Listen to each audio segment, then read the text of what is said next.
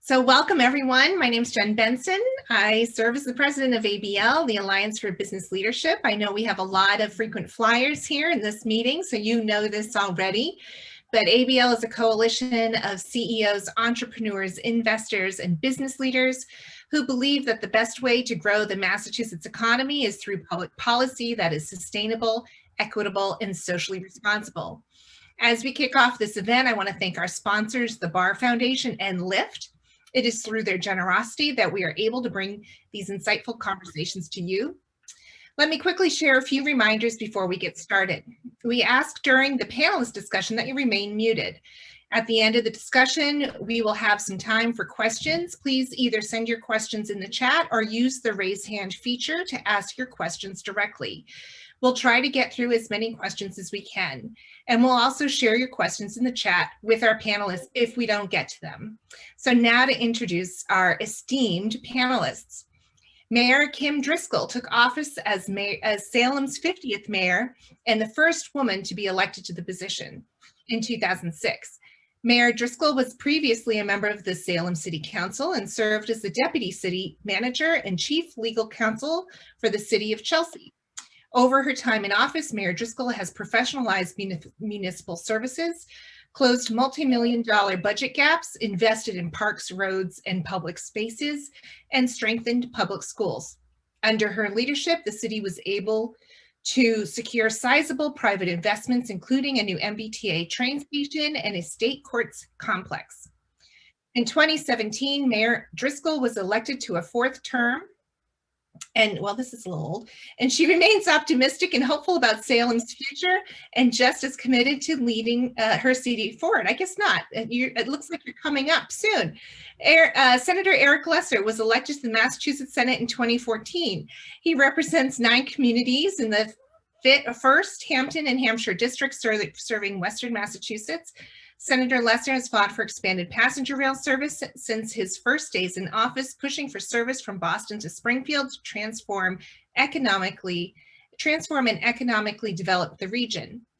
His legislative work focuses on the fight for greater economic opportunity and quality of life for Western Massachusetts, with initiatives around passenger rail, education, job training, innovation, and most recently, economic recovery and reinvestment in response to the COVID-19 pandemic. Senator Lesser holds several leadership positions in the legislature as Senate Chair of the Joint Committee on Economic Development and Emerging Technologies, Chair of the Senate Committee on Ethics, and Senate Vice Chair of the Joint Committee on the Judiciary. Monica Tibbetts-Nutt is the Executive Director of the 128 Business Council and serves on the MassDOT Board of Directors and as Vice Chair of the Fiscal Management and Control Board that currently oversees the MBTA. She is also the Vice President of the nonprofit Youth Engagement Planning, which brings community advocacy into K-12 environments. Working in regional planning and transportation, Monica's areas of specialty are transportation planning, urban design, and transit equity. In both her work and research, she is particularly interested in capitalizing on opportunities to better educate transportation stakeholders and the public about the planning process. Monica's recent publications include Technology for All, How Equity, Access, and Affordability Must Feature in Next Generation Vehicle Policy, A Road to Somewhere, and What Intersectional Equality Really Looks Like. Sujatha Krishnan is the Deputy Director of the Central Mass Regional Planning Commission, serving since 2008. She has over 20 years of experience in transportation planning and engineering work in Connecticut, Ohio, and Massachusetts. Ms. Krishnan leads the transportation team through the development and implementation of various multimodal transportation projects, initiatives, and studies in the region. Ms. Krishnan has worked with the Worcester Regional Transit Authority, transportation stakeholders, and several central Massachusetts communities on numerous transportation studies and plans. She specializes in travel demand forecasting, data analysis, and linking land use planning and economic development opportunities with transportation. And finally, our moderator, Keith Cheney, is a member of ABL's Board of Directors and an owner of 2 businesses, He's a busy guy, city seal coating and high-rise graphics. Keith spent 20 years working in public service in senior roles at MassDOT, in the governor's office, and the Essex County Sheriff's Office. After leaving public service, Keith founded High Rise Graphics in 2016 with a focus on supporting companies as they build brand awareness. In 2017, he purchased City Seal Coating, an asphalt maintenance company in North Andover. Keith is an active member of his community, volunteering his time in the Merrimack Valley area. He is a member of the Lawrence Leads program and an active member of the Merrimack Valley Chamber of Commerce. At this point, Keith, I'll turn it over to you to kick off our conversation with our panel. Thanks so much. Thank you, Jen. I feel like I need like walk-up music, like a batter might have, you know, with some really cool music that sets the stage. Once again, everybody, my name is Keith Cheney. I am the owner of City Seal Coating. We are located in North Andover, but then also in Lawrence, Massachusetts. As Jen has alluded to, we are proud members of the Merrimack Valley. We are super excited about being in Lawrence and have been here for 3 years and couldn't be happier about the move to Lawrence. As your moderator today, I have one main focus, and that's just to make sure that we are moving the conversation along, just keeping the trains running on time, but then to also foster an environment in which we all feel comfortable sharing. So having said that, typically when I have a meeting, I like to set up ground rules, and I'll give you some of mine, but then I also wanted to open up to the panelists. If there's anything that you have found that is helpful in meetings, let's add those to our ground rules. I'm sure Jen will agree we can have these in place when we have other meetings of the like. One of the ground rules that I always like to incorporate into my meetings is just to have a bias towards action, right? And what essentially what that means is that if we're going to talk about potential solutions or we're going to talk about problems, then we should also talk about solutions at the same time. It also means that we're mindful of the fact that these discussions don't just live in a vacuum. We want to make sure that that as we're kind of talking to these things, we're sharing centers of excellence, that we're opening up dialogue to which you guys can now have offline discussions, but generally a bias towards action. One of the other things that I always like to talk about is that we have and I mentioned this before, that we've created an environment in which everybody feels comfortable. As Janet alluded to, Zoom sometimes can be a bit overwhelming, especially when you can hear nobody's reactions, right, when you mention something. So as a moderator, those are the two things that I will make sure that that we have in place as we move through this process. But I want to open it up to Jen and the panelists. If there's any ground rules that you guys want to enter into our meeting before we start, I want to give you a chance to do that.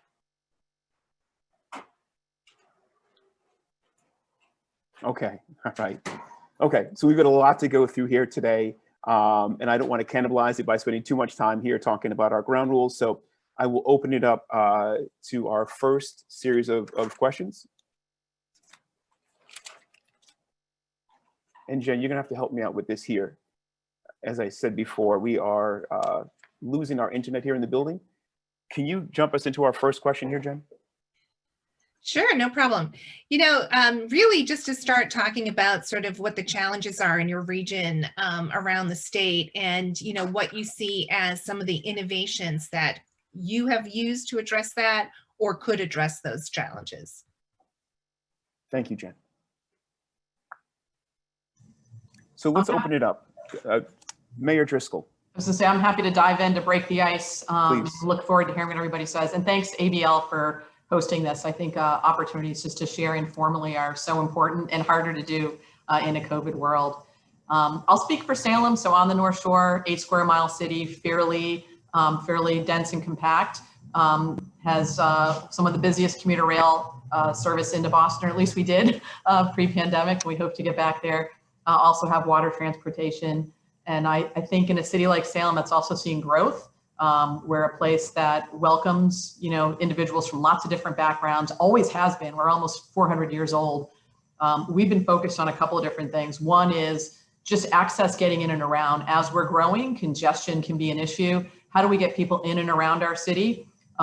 We also know that it's important to go east to west. So while you can get into Boston on a traditional commuter rail or a ferry service or the MBTA buses, if you needed to get to Danvers or Beverly or places right next door, not as easy. And I think ensuring that there are affordable ways, because we're a city that looks more like a European community, right? We would love to be able to have those car light opportunities where things are not that far away. But the only infrastructure, that has traditionally been sought after is like you getting in your car, one person at a time, going to a place. Some of the ways we've tried to ameliorate for that is we've got a new rideshare program. We just started in December. During the pandemic, we've got over 8,000 rides with Salem Skipper. So you can hail a ride for $1 or $2, really affordable. We're seeing strong usage of that. 30% of the rides have been shared rides. Think about that during a pandemic. And we're also seeing lots of access. So seniors, folks who are physically challenged, the high school and the middle school, key stops, right, for younger adults who aren't driving yet. And where are they going? The hospital, shopping districts, high school kids who are working, who are getting access to their jobs. So lots of data. We're super excited about it. It's going 6 days a week. We're also supporting the expansion of Blue Bikes. They're expanding to Salem. We think that's important for folks to be able to get around. We've also started a new program, a community car share, just rolling it out for a soft launch, which means, wheels when you want them and not putting them in the traditional places where Zipcar is, in the heart of the downtown where there's a lot of density. We're the county hub. We see 1 million visitors a year in terms of tourists. So Zipcar wants to go where those folks are. We've put our community cars in neighborhoods, where our highest subsidized housing complexes, where you need a car for an hour or two, but it doesn't necessarily have to be yours to buy, insure, maintain, all of that. And just the complete streets infrastructure, the more we can do to invest in making it easier and safer for walking and biking, we think is one way to get around, support the growth of housing that we need, but not necessarily have to rely on a car in and around our community. Thank you, Mayor. Any of our other panelists want to do a little intro of some of the challenges, funding issues that you guys have seen in your areas? I'll go ahead. Oh, I'm sorry. No, Monica, go ahead. Okay.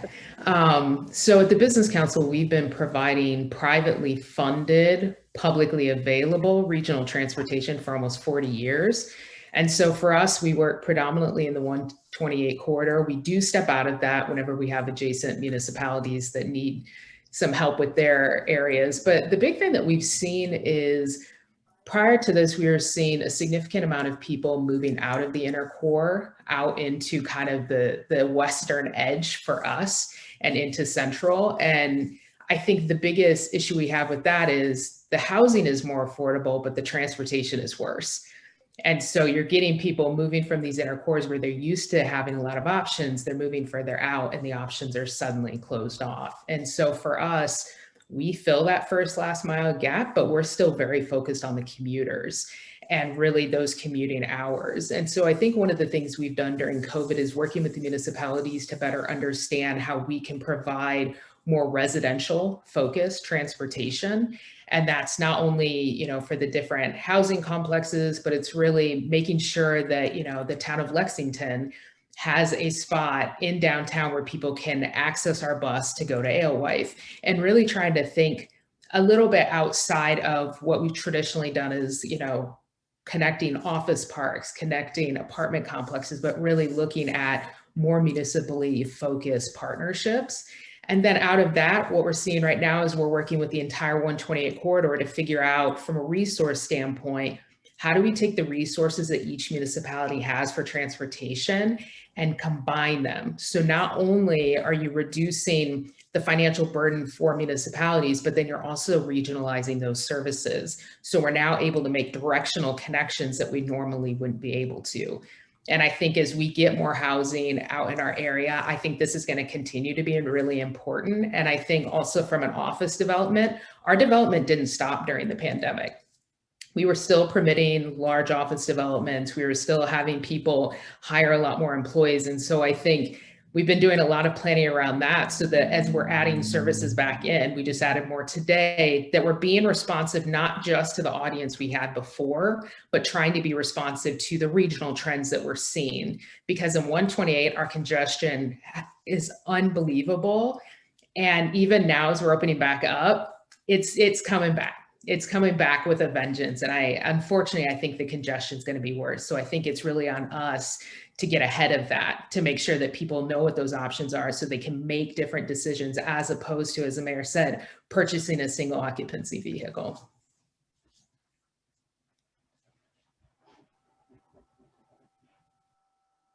Keith is on mute. You're on mute, Keith, just so you know. Thank you. Monica, I wonder if you could, before we go to the other panelists, you had talked briefly about a public-private partnership. If I understood correctly, can you just give us a little bit more meat to the bone? I think that might be something that some of the other panelists might want to hear as well. And then we'll jump to the other folks as well. So our funding comes from a couple different sources. We have developers who work with us to connect their sites, and that's whether it's a new site, whether they're expanding, and really the financial investment for them is about retaining employees, but especially attracting new employees, because as we all know, we have more jobs than we have people. And so it becomes what is considered an amenity, the same as bike parking at this point. And what we've done to reduce that cost for those developers is we put them along a shared system. So you'll have, something like Boston Properties or Hobbsburg or Davis Marcus and things like that, where they go in together on one shared shuttle service. And so I think that's something we've done a little bit differently, is we kind of facilitate those relationships. And the same thing with municipalities and the companies we work with. They're paying into this, but it's completely publicly available. So even if you don't work at one of those sites, you don't live at one of those sites, you have access to that. And like I said, it closes the gap between rail and where these communities are. And so kind of having this funding model, we're a lot more durable than I think a lot of services, because we have that financial commitment over decades. Got it. And so I think for us, that's a really great way to augment the service without having to rely on federal or state funding. Absolutely. All right. Thank you for that, Monica. Next, please jump in. Thank you, ahead. Everyone. I'll go. You started with an elected official, so right. The elected official will end. So yeah. Thank you, Senator. Thank you, Senator Lesser. Thank you for this opportunity to speak today. I think it's an important topic, and especially transit and the new reimagine focus at the national level even, I think is a good sign for us to think about transit before we go back to whatever new normalcy is. Nobody knows what new normalcy is, what percentage of people are going to work from home. We don't know that. But just to talk about some historical challenges, I'm kind of going to speak a little bit from the regional transit authorities' perspectives. Obviously, financial challenges have always existed with regional transit authorities, especially I think not having a committed state contract assistance. There were highs, there's lows, there's highs, lows. It's hard to plan, especially for a service at a regional transit authority level, to not have that fixed level of expectation year after year. And obviously, again, when you're running a transit authority, there's always this juggle between, geographic coverage versus frequency. How do you make sure you're getting that two people that are on the edge of town and somebody who wants buses every 15 minutes? There's that. And I think the biggest challenge now for any regional transit authority around the United States is flexibility. You're seeing all these transportation networking companies, Uber, Lyft, they're able to provide the dynamic service on time, a dynamic service, and it's really hard for transit authorities to kind of go in that direction. In the pandemic, obviously, the ridership has declined like we've seen. At least compared to commuter rail service, I think regional transit authorities have done better in terms of ridership when we compared to commuter rail. That just shows how many people need transit services regardless of a big pandemic or not. So it is really important for us to pay attention to that fact. And again, I don't want to be all doom and gloom. I do want to talk about opportunities from all of this. And again, with the renewed focus at the national level, there is funding, with the American Rescue Plan, the CARES Act that has actually put money into the hands of regional transit authorities. Some of the examples, even just before the pandemic hit, the Worcester Regional Transit Authority had a couple of grants. One more workforce transportation related, and they were able to partner with on-demand transit technology solutions company via and more suburban transit opportunities The ridership, again, the whole service was designed around during the grant application to do first mile, last mile to the commuter rail station. And just before the launch, the pandemic hit. The commuter rail lots that have over 700 parking spots, which are filled by 7 a.m., have in teens. The numbers are in teens. So obviously that was not a good idea. But they were able to pivot and actually provide services to some of the services that Mayor Driscoll was talking about, shopping and high school students to work and other stuff like that. And the ridership has been growing literally week over week. So we are pretty excited. When the commuter rail does come up, it's just going to add to the numbers. And we have another set of data to look at, other set of new riders and customers to look at as we come out of this with more funding and more new opportunities for expansion. And finally, I think another opportunity or another grant that the Regional Transit Authority is looking at right now is moving into a mobile fare payment system, which obviously is going to be cashless, but the biggest thing that I'm excited as a planner is it provides a lot of opportunity in terms of fare structure. You know, when you have the regular fare boxes, you really can only have, you know, two mediums, maybe like a reduced fare and a full fare, and it's really hard when the drivers are collecting fare to account for that. But when you have an account-based mobile fare system, you can really get into those issues of nitty-gritty of equity, you know, channel your fare system through other services to provide reduced fare for different categories, be it high school, low income, whatever the categories you want to pick and choose. So there is a lot of opportunities also with this new funding resources and the pandemic. I know more cleaner buses, everything, you know, I think we'll fight the flu better going forward with the transit system because we've learned so much just with this pandemic. So thank you. Thank you so much for that. Senator?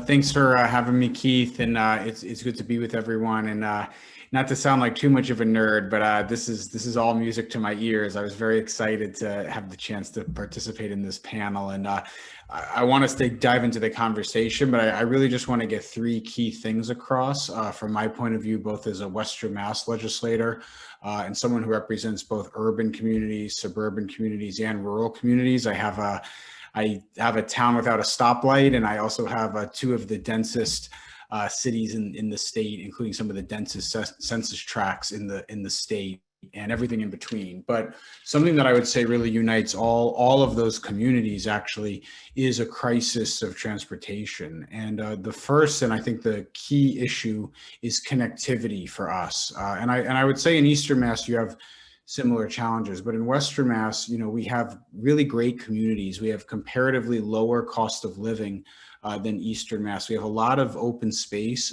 We actually have in many cases the inverse of the challenge in Eastern Mass. We have a lot of vacant and underdeveloped properties and neighborhoods. But what we're lacking is the connectivity to that red hot economy in Eastern Mass. I hear Monica mention that she has more jobs than people.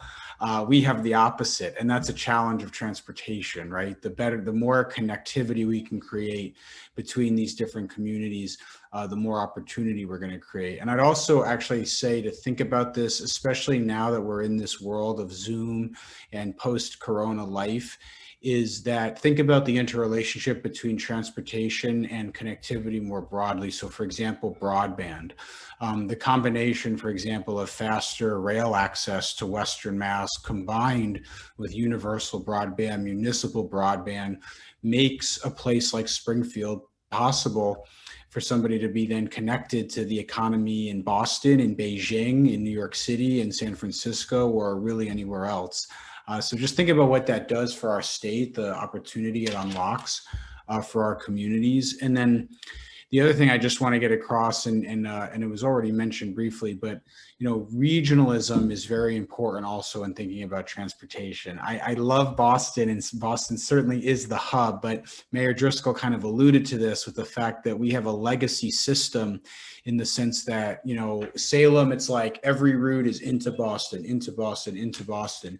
And we need to think about different regions of our state and how we create clusters of connectivity around regions. regions. And so, for example, in Western Mass, one of the most important nodes for us is north-south into Hartford and New Haven, and north-south along the Connecticut River and the Pioneer Valley. So things like north-south rail service into New York has been a big priority to us. And my final comment on this is to just put a shameless plug in for regional ballot initiatives, which is a piece of legislation that ABL has been championing for many years, and would do a lot to help create sustainable funding sources for a lot of what we're discussing, which is clustered nodes of transportation tied to regions where people live and work. Senator, you make a lot of really great points, and I think it's important that we talk outside of just the Metro Boston area. Oftentimes that not that we forget, but that we don't fully realize the full potential. And I can say that fully, having been in the Merrimack Valley, spent my entire adult life in Boston, but there's more outside of Boston, right? There's more outside of the 128 belt. So thank you for the reminder, and in the constant advocacy. It's important. One of the things you did mention, Senator, which is a great lead into our next series of questions.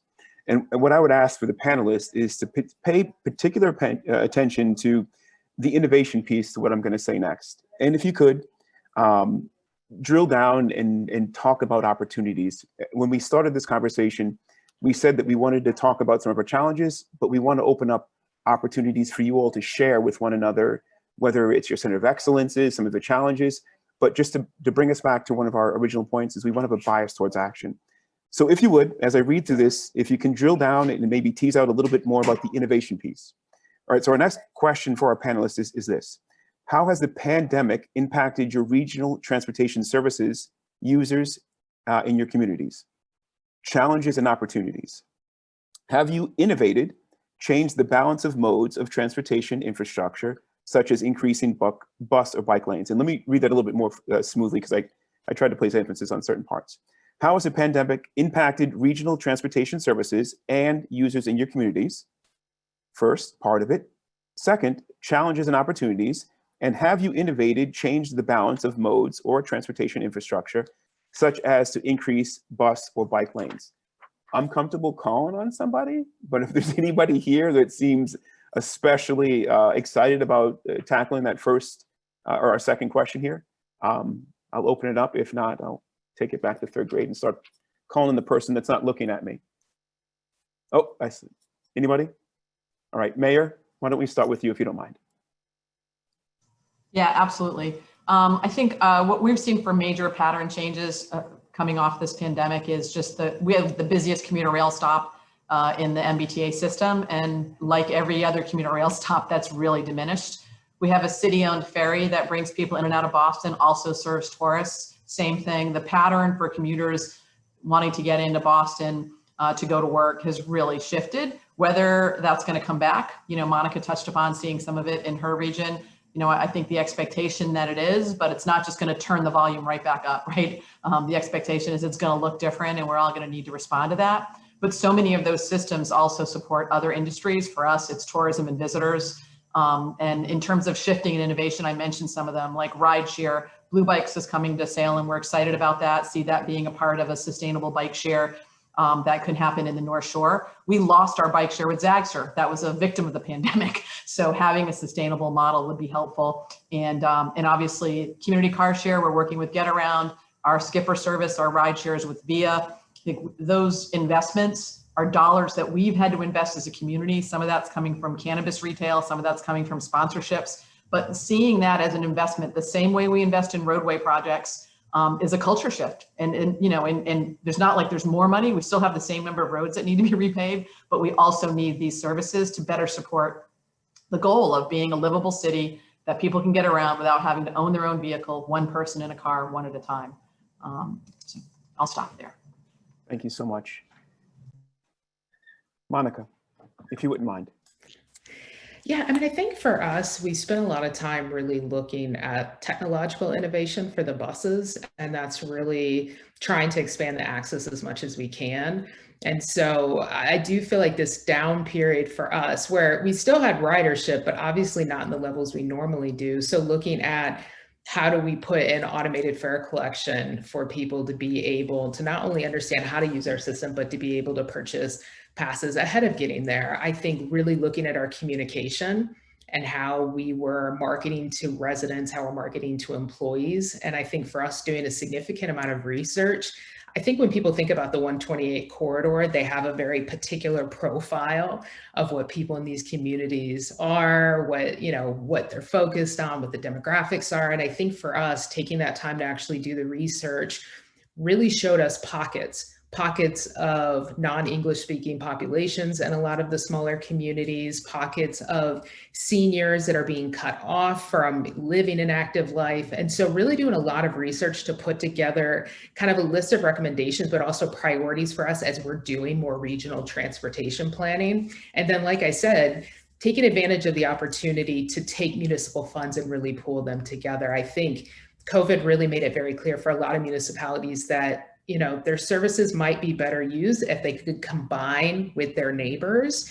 And so those are really big opportunities for us to once again be able to privately fund regional transportation, but to make sure that we're actually being responsive to the communities and responsive to the changing demographics of the communities. Absolutely, Monica. I'm glad to hear that we're having the larger discussions, that we're not, going about this in a vacuum. Yep. Thank you for sharing that. Our two other panelists, who would like to jump in? I'm happy to just offer a little bit of what the experience has been, for example, with the PVTA, which is the Pioneer Valley Transit Authority, which is the second largest transit authority in the state after the MBTA, of course. And just for people who are, unfamiliar with Western Mass, the PVTA is a large transit authority that goes from the Connecticut border all the way up to Franklin County. There's a different transit authority for Franklin County, but it includes, the Amherst, Northampton, kind of 5-college academic region, as well as the cities in Hampden County, Holyoke, Chicopee, Springfield, and Westfield, and all of the towns and suburbs around them. So the PVTA experience through the pandemic, I think, is instructive of some of the broader trends we saw. So when the pandemic first hit, the academic routes, the routes in Northampton and Amherst that were largely serving the college campuses, as you would expect, essentially went to almost zero ridership. But many of the Hampden County routes, the routes that were connecting largely communities of color, lower income workers to hospitals, to nursing homes, saw their rates and saw their participation, their ridership numbers, they did go down a little bit, but for the most part stayed the same. And those routes really needed to continue. And we were hearing from nursing homes, from hospitals, from congregate care facilities that they needed their workers and that they needed to continue to provide essential services throughout the pandemic, and that they needed their workers to be safe. And the way they were getting to work was through the bus network. So I think it was instructive about just how important and urgent these services are. And at a time of great need, there were proposals on the table by the state to cut these lines, and luckily we had the federal government intervene, and there was federal aid that came in. But I think it was instructive of what we face day in, day out, and what we need to learn from, coming out of COVID. And then, the final thing I would just say in terms of innovation, I do think that there's a lot to be optimistic about around transportation with what we've learned from COVID, because a hybrid model, I actually think, is going to mean that there will be more people commuting longer distances, but I think they're going to be doing it sustainably, hopefully by rail or by ferry, because you can be on a Zoom call while you're on a train. You can be productive while you're on a ferry in a way that you can't when you're in a car. And frankly, if you live in Springfield or Longmeadow or Northampton or Palmer, and you need to be in Boston 5 days a week, 9 to 5, probably not going to do that even with a train. But if you only need to be in Boston or in Lexington a day or two a week, then all of a sudden that living in Western Mass becomes very attractive, and using the train to do that, asymmetric, 1-2 day a week travel becomes very realistic. So I think there's a lot to be optimistic about, despite how challenging the last year has been. No, it's a great point. And it's interesting. I hadn't thought about how that now creates an opportunity to have longer commutes, because you can actually connect via Right. Some of these new innovations. And I can tell you that over the past year, the interesting part about COVID is that, yes, it has closed a lot of different lines of communication down, but oftentimes you don't fully realize our technological opportunities, and we've become more efficient. I think it's just as a people at finding new ways of communicating that are still as satisfying, but also as productive. So it's interesting, Senator, that you mentioned that, now you can consider having a longer commute because you can now connect with people and still conduct what is a normal workday. Senator, thank you for that. Last but not least. Thank you. Thank you. Yeah. So I touched upon a lot of this. Obviously, I think I reiterate some of the stuff that the previous speakers spoke about. Ridership decline, like everybody had seen, but also there were some bright spots there. There were some routes that, with capacity constraints on buses, that multiple buses had to be sent, and stuff like that, where you are able to easily identify routes where, with the federal help that we are coming down the pike, increase frequency, because that are the routes that people are going to travel more on. Obviously, understanding the on-demand transit with all the data we've had during this pandemic is a good step, because that would be useful for everybody to understand, and how the transit agencies can possibly move in that direction more sustainably, not just on a pilot project basis, because a lot of these projects are based on state grants or other federal grants that some of our cities, municipalities have talked about. And I think the discussion has been happening in the background, COVID or not, in terms of transit, because everybody knows that things are going to come back to normal. And I think that has provided us a lot of information to think about. We've been talking about connecting to adjoining regional transit authorities. How do you provide connections from one to another?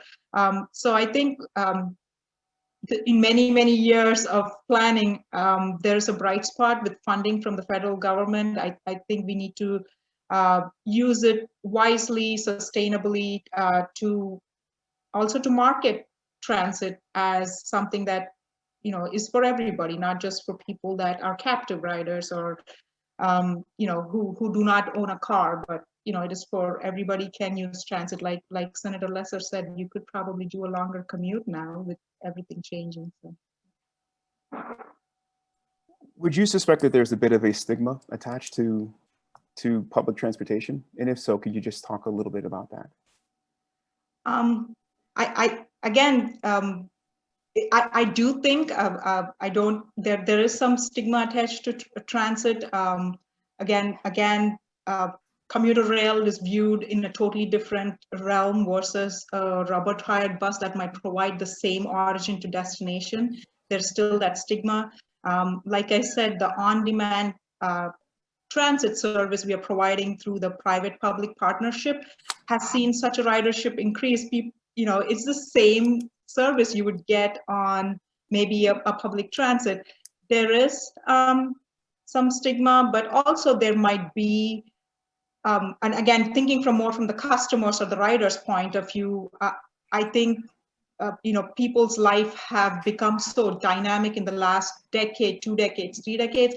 You want everything instantaneously. I mean, if you think of transit as a business, Amazon's and everybody have kind of pivoted even in COVID to do, grocery delivery at your doorstep, which I didn't think was possible even a year ago. But now you're all used to getting everything. Transit should also think as a private business because people are used to that now and they're expecting that kind of a service.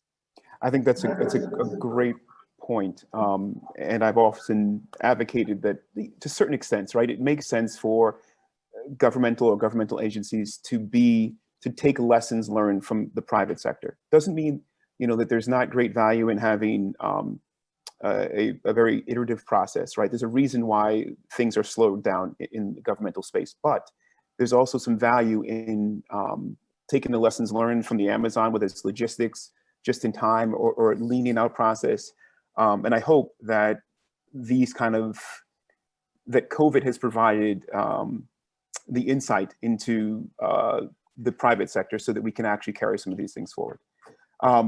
What I do want to do, though, is I just want to, if we can, just pause for a moment. You guys have shared a lot of really great information here. I want to reach out to the folks that we have on the line, and I know that our ABL members will help to facilitate this for us. But I want to open up the chat to our members here that are on the line.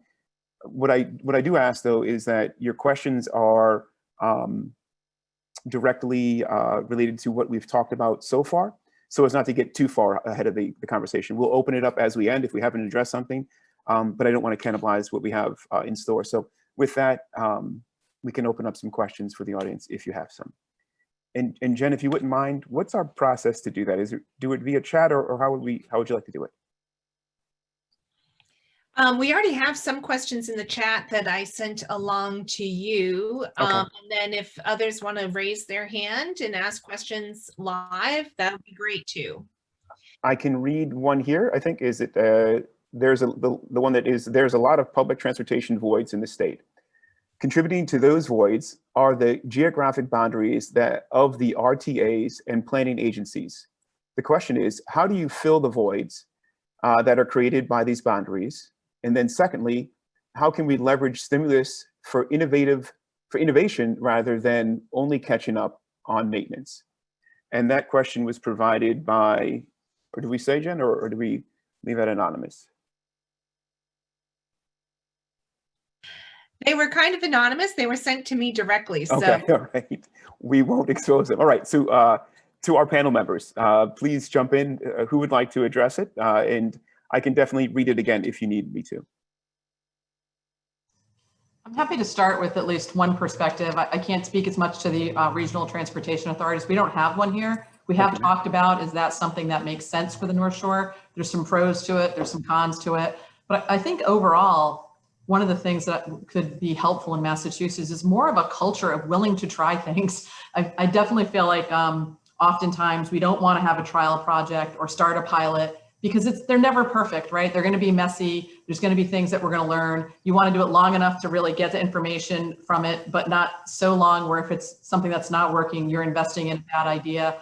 And that's been hard in transportation, to think about how do we pilot things? How do we try it? How do we have a culture of wanting to get better and being willing to sort of expose ourselves a little bit for the innovation to help drive some of the fixes. Sometimes you learn by doing in transportation, even if it's learning what doesn't work. I just think the other piece is we really need to get comfortable making investments now, knowing that they're not going to pay off for decades. And that's been a hard sell on a lot of different fronts. Mayor, I've got a quick question, then we'll go to the senator. Do you think that there's no appetite for elected officials to go through? Because I agree with you fully, right? Most things you have to be comfortable with taking a certain amount of risk, measured risk, but a risk nonetheless. Would you, in your experience, would you say that there is no real appetite for public officials to jump in on some of these things that aren't going to be perfect in the beginning, although the public is really crying for solutions right away? What's your thoughts? And then we'll go to the senator. I would not say that I think there's no appetite. I just think it's who's going to own it, who's going to drive it. Some of our transportation advocates, whom I love, can also be like a punch in the nose the minute something goes wrong. So how do we put together a collective convening that says, look, we're going to try this. This is what we're going to measure. This is what we measured before. This is how long it's going to go. And then we're going to learn some things from it. And some of it may stay. Some of it may be something that's not going to stay long term. We don't have that culture here. That's not something that people go, yeah, let's try that.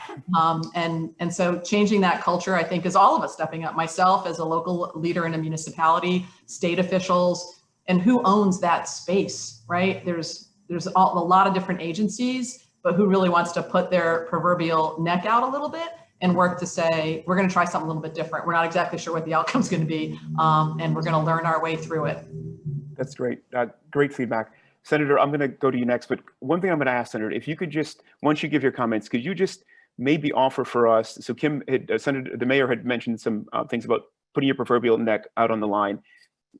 A bit of a risk here, but if you can just maybe just touch on, I want to get back to our being, have a bias towards action and have some type of idea. So please give your comment. But then if you could just touch on it a little bit, and I'll leave it up to you to how far you want to go. Senator? Oh, well, I'm happy to very much dive into this. Do you mean give some specific things we can? Well, what I want to do is I want you to be able to answer the question that was asked. But then if you can just expand a little bit on what the mayor had said, is that nobody will own the process. Right. Nobody really wants to put their neck out. I would offer that, there's no real, there's no real reward. It's a lot of risk there. If you're going to be the person who's suggested this and then it's not working right away and it's over budget and maybe a little bit behind schedule, who wants to really put their neck out on the line for that? So if you could touch on that as well, yeah, and give us some solutions. Let me give two concrete examples of that, and then a process issue building off of the mayor's point that I think is also an example of this. So first, back to regional transit authorities, we actually worked in the transportation committee, and I see, I think Chris Dempsey is on here, but he was a part of this and some other and many others, including our panelists on an effort to create innovation funds for regional transit authorities. And the idea here was that you were going to have a base level amount of funding, that every regional transit authority gets to do their operations. And then there was going to be add-on funding based on innovations, whether it was the types of cross-region partnerships, working with a tech platform, like maybe you bring in Uber or Lyft to help with ride-sharing software for your local buses. The problem with it is some members of the administration and others wanted to replace the base level funding with the innovation funding. My opinion was that's not the way to do it. You've got to meet, as we've talked about, these are underfunded services to begin with. So we were able to get that base level of funding intact and then added on an innovation fund on top of that. And it has been used in Worcester and in some other places to do some really important pilots. But that was a big fight just to get that done. But that's an example of where I think we need to do more collaboration. Another example of this is, not to harp on regional ballot initiatives, but written into the legislation would be a requirement for communities to cooperate with each other and for stakeholders to cooperate with each other, because in order to put the funding measure up on a regional ballot, you have to create the region. And we actually spell out in the legislation, there have to be meetings across communities. There has to be an MOU, a memorandum of understanding across the various stakeholders and communities. So you're actually forcing that collaboration and innovation, in a structural way. And then the final thing I'd say is you're absolutely right, Keith. Look, if a cost benefit analysis had been done of the Hoover Dam, it would never have been built. If they had done a cost benefit analysis of the Erie Canal before there were, power tools, digging a ditch by hand through upstate New York, it would never have been built. The interstate highway system would never have been built if there needed to be all this just endless sort of chain of analyses, impact statements, review processes, hearings. So yes, we need deliberation. Yes, we need to make sure that tax dollars obviously are being well spent, but sometimes this can also really drag down projects. I mean, in Western Mass, to build a bridge over a tiny creek between two towns that are 1,000 people each, you can't do it for less than $1 million, and it takes years. Because of the permitting, the impacts, the this, the that, on and on. So we've got to streamline those things. We've got to do more to reward innovation. We do need to do more to reward shovels in the ground and action rather than talking about it constantly. No, those are all great points. I can tell you, as a business owner who was on a blanket contract for the state, we are constantly our challenge is that because of prevailing wages and other such barriers that need to be overcome, our pricing is here as opposed to a pricing for a private project. And I'm a big believer in that this is also my money that's being spent. And so it frustrates us in some ways that we can't be as competitive on some of these projects that we do for the state. Okay, so I just want to do a bit of a time check here. We're at 1:22. I've gotten the okay to extend our meeting here. But I also want to make sure that we're aware that we are running up against time. I think that we've addressed the questions in the chat. We will open it up towards the end.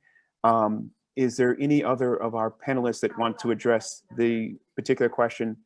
If on hand, if not, I can go to the next one. Okay, thank you, folks.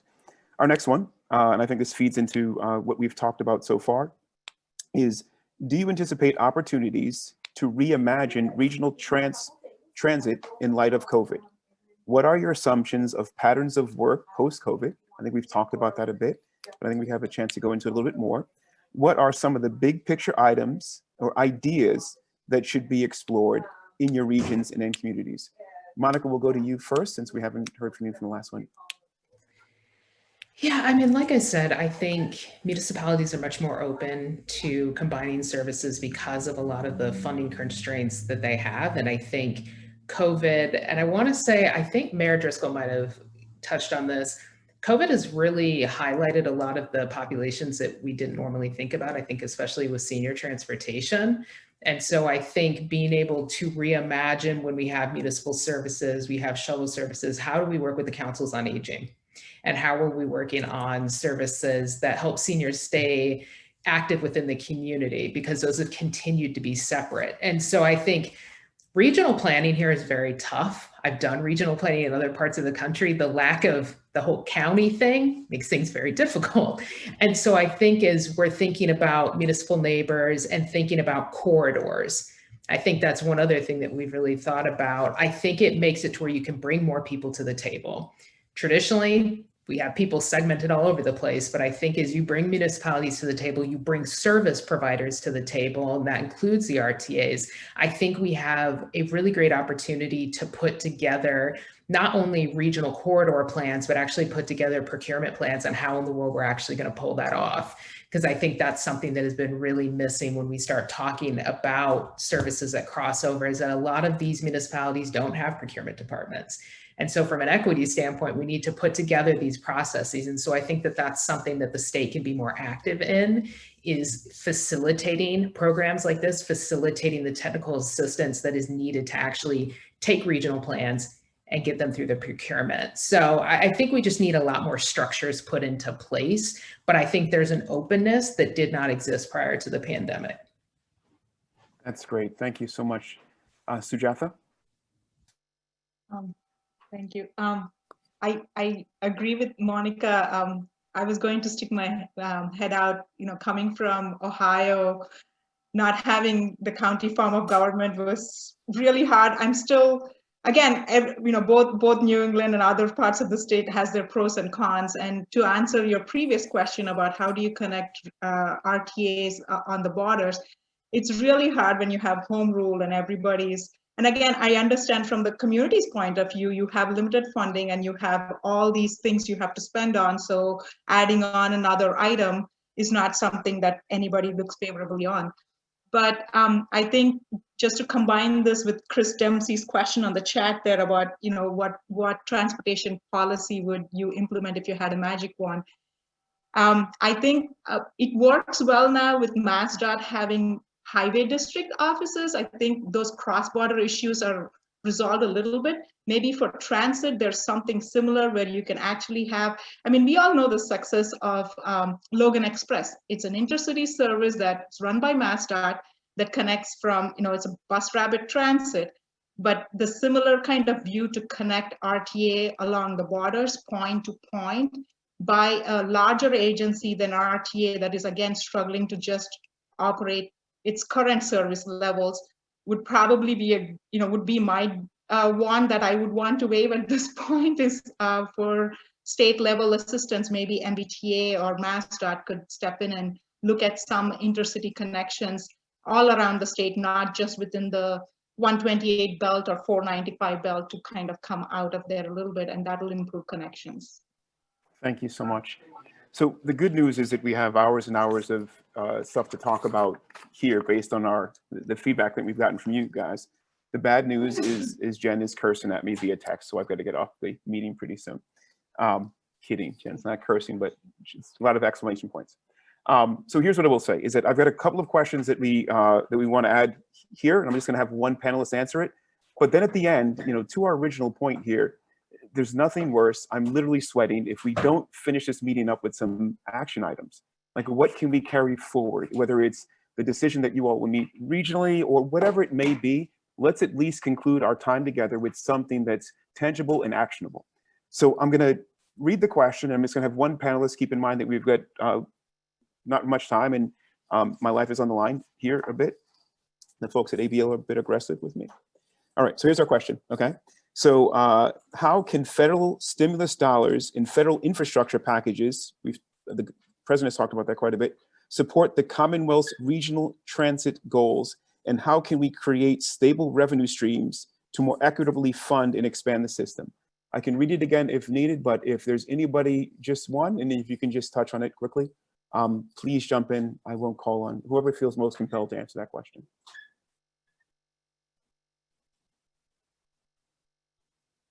I think Eric should answer it.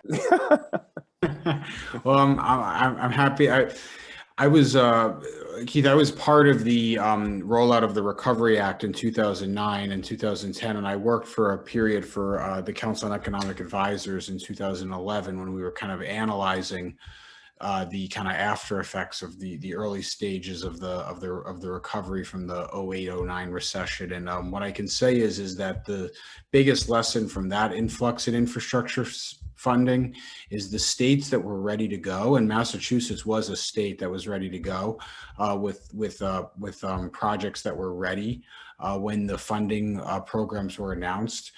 Did do better, and I think that we really do have, not to be dramatic, but we have a once in a generation opportunity in front of us, probably not seen since Joe Moakley and Tip O'Neill and Mike Dukakis and Fred Salvucci teamed up with Ronald Reagan to fund the Big Dig. Have we seen a similar level of potential federal investment in infrastructure in our state? And it's kind of it's going to be on MassDOT, frankly, to make sure that they're making the most of that, and that the legislature is providing the oversight necessary to make sure that those funds get to where they can have the biggest impact. Because you ask the 120, folks in 128, you ask Worcester area, you ask mayors and Mayor Driscoll is one of the best mayors.